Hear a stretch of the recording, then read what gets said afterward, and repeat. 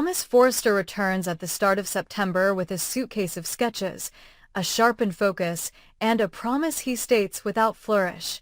He's back to win the room, finish what Thope started, and take the chair that decides what Forrester Creations looks like for the next 5 years. He lands in the building on a Monday morning when Los Angeles heat clings to glass and the elevators run slow, and the first look he gives the main showroom tells you everything. He's measuring where the brand is steady, where it's soft, and where a single decisive collection could snap the line back into dominance. The calendar says fall, the board says growth, the feeds say rumor, and Thomas treats all three like variables he can bend if he controls the work. The man who left in haze comes back with edges. The apology tour is over. The portfolio does the talking. In conference, he cuts to deliverables, new silhouettes, new fabrications, and a cohesive signature that stops recycling last year's wins. In private, the conversation is a different animal. Hope is still Hope, calm, composed, cataloging every inch of ground she lost and gained with him, and the chemistry neither of them sanctioned doesn't care that there are polite words on the table now. What's unfinished between them hums under every meeting note and every fitting clip. They try to frame it as context. It refuses to be background. His return flips the switch on the triangle. Thomas, Hope, the chair. If he gets the chair, he can protect the line, the vision, and the future he believes he can still write with her. If she keeps distance, the chair becomes his only way to prove he's more than instinct and impulse. If she steps close, they both inherit the blowback. It would be an easy puzzle if creativity and restraint played by the same rules. They don't. Design talent is a weapon. Restraint is a habit earned in public. Both carry a price. Steffi, watching from the CEO perch, treats Thomas's momentum like raw energy. Useful if you channel it, disastrous if you let it arc. She sets guardrails, clear deliverables, staged reviews, contractual teeth that reward control and penalize dramatics. Ridge negotiates the numbers with a father's bias he tries to hide and a creative's respect he cannot. Carter remote checks any clause that might blow up the brand if personal life bleeds into a line sheet. Zen stiffens because he hears what no one says out loud. When Thomas walks into a room, it shrinks unless you make it expand. RJ senses the same thing and responds with craft. He brings technical discipline and quiet push, the antidote to swagger. The competition is not a backstab contest. It's a runway measured in centimeters where a hem that floats perfectly buys a career and a hem that drags costs everyone. And into that crackle of ambition drops a rumor with heel-clicking precision. Paris Buckingham is coming back. The moment the name hits the floor, every hallway recalculates. Paris has history in these rooms. She knows the politics, knows the cameras, knows how the brand moves when it needs goodwill, knows when to be sunshine and when to be steel. The rumor doesn't stop at a cameo. It leaps to a bomb. Paris may roll in with an engagement redefinition that snaps eyes to the ring and brains to the contract, and the engagement isn't just about hearts. It's a move that resets the chessboard. Who's on the other end of that ring? Gossip threads stitch 3 scenarios with equal confidence. Paris returns aligned with Zend to formalize the on-again, off-again fire into a public commitment that secures his social profile while he fights Thomas for the atelier's future. Paris resurfaces hand-in-hand with Carter in a We Learned, We're Older Now sequel that stabilizes legal and HR optics while giving her a louder seat at the philanthropic table. Paris walks in beside Thomas himself, unveiling a modern engagement that is as much a creative alliance as a romance, a smart, strategic, headline-proof move that dares Hope to define what, exactly, she wants. Whichever path is real, the effect is the same. A neat triangle becomes a live-wire quadrilateral. Thomas, Hope, Paris, and the chair, pulling Logan loyalties and Forrester power into the same tight space. The board doesn't do romance, it does risk. Even so, everyone understands how optics rig the market. If Paris returns with an engagement that puts her in Thomas's orbit, Hope's leverage shifts overnight, because the culture will assume Thomas is off the table whether or not that's true. And the HFTF campaign loses the soft-focus narrative that powered it for 18 months. If Paris returns attached to Zend, the design debate escalates from craft to coalition. Zend gains influencer gravity and philanthropy ties that help open doors in Europe, while Thomas must win on pattern, silhouette, and vision alone. If Paris returns with Carter, the legal officer's neutrality is under a microscope again, but the brand gets a picture-perfect couple to front charity drives and international launches, useful if the company wants to counter any Forrester equals chaos, chatter that flares whenever a Logan or a Forrester sneezes near a camera. Paris herself is not passive in any version. She brings a resume full of global partnerships, real charity hours, and an instinct for dressing rooms like stages. She is not coming back to be wallpaper. Hope clocks the implications in one glance. The day Thomas walks back in, she lays out boundaries like floor tape and defines the route forth. No late-night design sessions without a third set of eyes, no unscripted press comments that fuel chatter, no invitations that can be cut into clickbait. She sets deliverables for the quarter, a HFTF capsule that doubles down on craft first, message second, a retail partnership that rewards sustainability instead of scandal, a backstage environment that can be audited without panic. The subtext is not subtle. If Thomas wants back into the creative lead and her professional trust, he will hit metrics, and he will do it without leaning on their history. He says yes. He means it. Then he gets in a room with her, and their brains sprint to the same solutions, and the air does what it always does when they stand shoulder to shoulder. It tightens. Brooke sees it from across a room and names the danger in one sentence. Ambition with the soundtrack is still ambition, but it's louder and harder to ignore. She presses Hope to protect the brand from the very thing that makes the brand sing, the way Thomas and Hope ignite when they build together. Donna and Katie, veterans of 1,000 reruns of the same cautionary tale, back Brooke's red.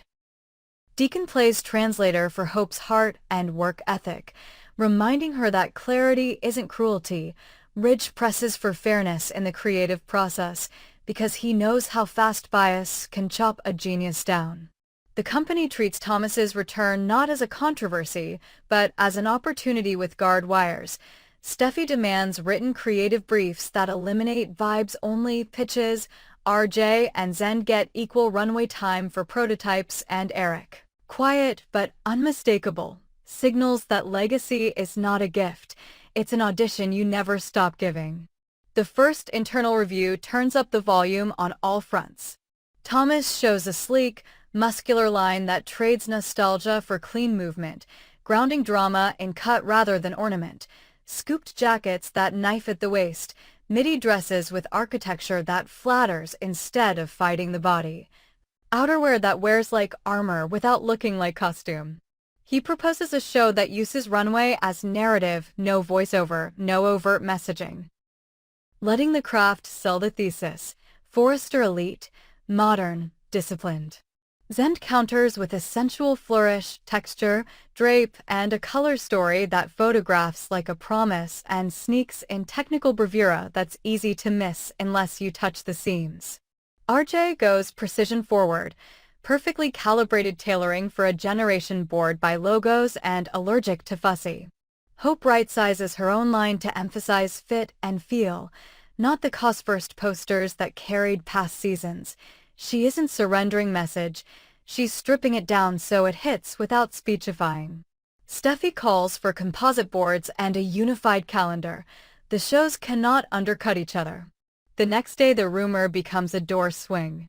Paris steps off an elevator like she never left, poised, smiling, eyes taking inventory in one sweep, and delivers the twist with a single, intentional reveal, a ring that is not a diamond billboard, but a modern piece, clean metal, sculpted, intentional. That telegraphs design instead of excess. She describes it herself before anyone can mislabel it. An engagement, yes, but also a redefinition, an agreement with Thomas to co-architect a life and a portfolio that move in tandem without devouring each other. Not a stunt, not a rescue, not a rebound, a partnership with terms. Their faces give nothing away. Their plan gives plenty. They plan a co-signed capsule, Paris times Thomas, Edition 1, limited run, charity-linked, design-driven, launched in cities where both have equity.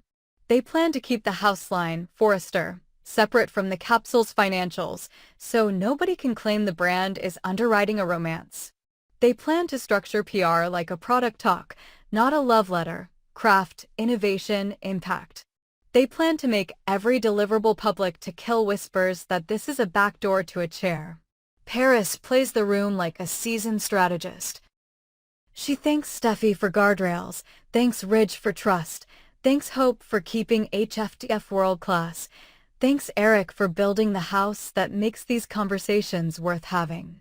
She ends with the one line everyone hears: if the work doesn't hold, nothing else we say matters. Hope is too smart to pretend this didn't land. The ring is not just jewelry, it's a chess piece that blocks easy moves. The moment Paris slides it onto the table, the culture shifts around Thomas. He looks committed, stable, future-minded. That recalibration hurts Hope's informal leverage even if it helps the company's optics. Brooke reads 3 steps ahead. A co-founder fiancé is a narrative that cools scandal and warms buyers. It also puts Hope in a loop where any boundary she sets looks personal, not professional. Katie runs the numbers on charitable tie-ins. Donna checks stakeholder temperature. Deacon wants proof the arrangement isn't built to steamroll his daughter.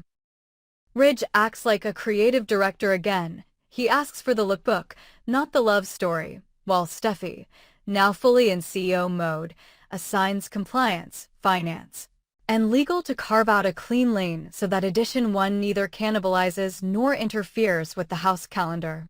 Carter drafts the carve-outs with an iron pen. In the design pit, the triangle has expanded and the conversations are better for it. Thomas and Paris work like two people who value clarity, schedule, milestones, exit clauses if the partnership muddies either job. Paris brings global sensibility and a portfolio of philanthropic alliances that will take years off any brand-building timeline. Thomas brings a hard reset on silhouette and a refusal to chase trends that kill a line in 6 months. Zend and RJ, rather than folding, respond like pros. Zend steps up with a couture-level gown that whispers money without shouting logo. RJ produces menswear so exacting you catch your breath at the shoulder line. Hope for the future gets its sharpest refresh in years because Hope stops treating message like a billboard and starts letting the pieces carry the meaning without caption. The runway stakes crystallize. Forrester must prove it can be complex without being messy, ambitious without being chaotic. The meetings turn surgical. Steffi institutes a no cross-contum policy, no capsule garments on house runways, no house staff assigned to outside projects on house time. That policy looks like red tape. It's actually protection. Ridge adds a blind critique round where select looks are reviewed without labels so the room evaluates work, not last names. Eric quietly mentors in the corners, nudging where the hand needs softness, where the line needs a punctuation mark. The first press beat for Paris and Thomas lands on a Friday, a clean photo, a clean quote, and a product teaser that shows a sleeve and a seam and nothing else. The reaction splits in predictable ways. Fans of Thope call foul and plead for destiny. Classicists cheer any move that stabilized Thomas.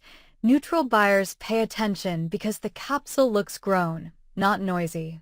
Hope doesn't argue with the internet. She builds. She sets up an editorial shoot that speaks to resilience and craft and captures her team at work without staged intimacy. She meets with Douglas and speaks simply because children hear truth better than spin. His father is working, Paris is kind. Adults make choices together, and the only job that matters for parents is to protect the kids. Her restraint reads as strength in rooms that count. That does not dissolve the pull when she and Thomas map a sleeve and their brains arrive at the same solution. That does not dull Thomas's private admission to Ridge that the cleanest way to live the life he's trying to build is to keep his focus on the work and respect the ring he helped place. Ridge respects the discipline and refuses the pretense. Respect the work, he tells him, and respect the people. If you can't do both, you don't get either. The season accelerates. A board showcase looms. Steffi demands a single sentence for each collection. If a line can't be explained in 10 words, it's not ready. Thomas distills his structure, motion, zero nostalgia. Zend, sculpted luxury, precise ease. RJ, tailored modern, quiet power. Hope, wearable grace, honest craft. Paris and Thomas cut their capsule logline to give more than you take. Carter locks sponsorship that underwrites nothing inside Forrester to keep ethics airtight. Brooke and Donna secure legacy press that reminds buyers why the name still matters when the family is fighting. Katie lines up philanthropic partners who can turn capsule proceeds into receipts people can trace. The internal sit-down that decides runway order is the least romantic scene in the building and the most important. They debate casting, cuts, sound, and lighting like it's oxygen. They enforce a rule that would have saved 1,000 past disasters. No last-minute swaps that chase a headline. The outcome is clear without a speech. The house will be judged on whether it can keep its lines clean while emotions ride high. That is Steffi's brand of leadership. She refuses to turn the showroom into a confessional and, by doing so, rescues everyone from themselves. The premiere showcase locks the story. Thomas leads the house show with discipline. Not one hem misbehaves. Not one stunt distorts the line. He earns something rarer than applause: trust. Zend follows with glide and romance that doesn't blur into cliché. RJ carves a lane in menswear that buyers clock as real. Hope's HFTF segment carries the quiet burn of clothes that sell without screaming. The capsule tease drops at the end. A shot-for-shot of hands making, not faces smiling. The press debriefs without salacious footnotes because there aren't any. The Logan camp exhales enough to sleep. The Forrester side allows itself a half-smile before the next war. What's left is the heart math fans actually showed up for. Thope is not dead, it's shelved under complicated. Hope knows the difference between desire and decision. Thomas learns the discipline of saying yes to the thing that feeds him and no to the thing that might consume him. Paris refuses to be painted as a spoiler or a pawn. She stands as a co-author of her own arc and a partner who won't let sentiment hijack a mission. Ridge and Steffi get what they wanted without gloating, a stable house where the talent fights on paper, not in the press. Eric sees a family capable of being both legacy and future. And the rumored engagement that threatened to turn a triangle into a circus instead matures the story into a tangle of adults choosing, not falling. If Paris had come back to blow things up, the blast never landed. She came back to widen the game, and it worked. The quadrilateral holds: Thomas, Hope, Paris, the chair. No one is erased, no one is absolute.